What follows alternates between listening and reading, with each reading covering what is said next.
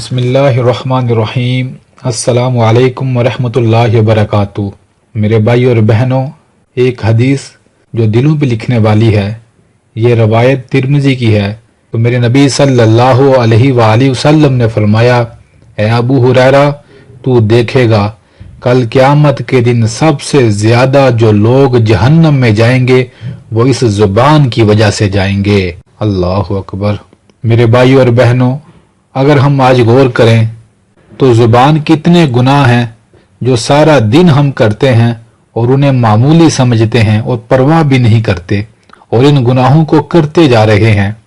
کسی کو تانا دے دیا، تم ایسے ہو، تمہاری برادری ایسی ہے۔ کسی کو ہنسانے کے لیے جھوٹ بول دیا، کسی پر غصے میں اتنے بڑے بڑے الزام لگا دیے کہ تمہارا کریکٹر ٹھیک نہیں، تمہارا فلاں کے ساتھ چکر ہے، تم ایسے ہو، تم ایسی ہو۔ کسی کو چھوٹی چھوٹی بات پر بے عزت کر دیا، چھوٹی چھوٹی غلطی پر کسی کو گالی دے دی، کسی کی کوئی بات یا کسی کے نقصان کی کوئی خبر سنی تو آگے فوراً لوگوں کو بتایا اور ہنس ہنس کر ایسی باتوں کو ایک دوسرے کے ساتھ شیئر کیا، اور مسلمانوں کے غموں اور پریشانیوں پر خوش ہوا جائے۔ کسی کی غیبت کر دی، کسی کی چغلی کر دی، دوستوں اور برادری کے چکروں میں آ کر جھوٹی گواہیاں دے دی، کسی کو جنت اور جہنم اور فرشتوں کے لطیفے بنا بنا کر سنا دیے۔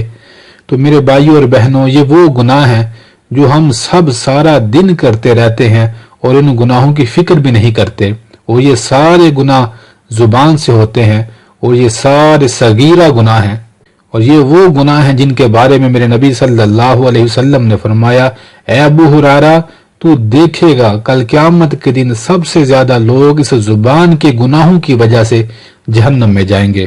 تو میرے بھائیوں اور بہنوں، ہم سب سوچیں ہر بات کو کرنے سے پہلے، کہیں یہ بات، یہ گناہ مجھے جہنم میں تو نہیں لے جائے گا، اور یہ جو لفظ میں بول رہا ہوں میرے لیے تو یہ لفظ ہیں، پر اگلے کے دل پر یہ کیا اثر ڈالیں گے، اس کے دل پر کیا بیتے گی لفظوں کی وجہ سے۔ تو میرے بھائیوں اور بہنوں، آئیے ہم سب پکا ارادہ کرتے ہیں، آئندہ ہر بات کو ناپ تول کر سوچ سمجھ کر بولیں گے، اور ایسے الفاظ ہرگز نہیں بولیں گے جن سے کسی کے دل ٹوٹے، بلکہ ایسے الفاظ بولیں گے جو دلوں کو جوڑیں۔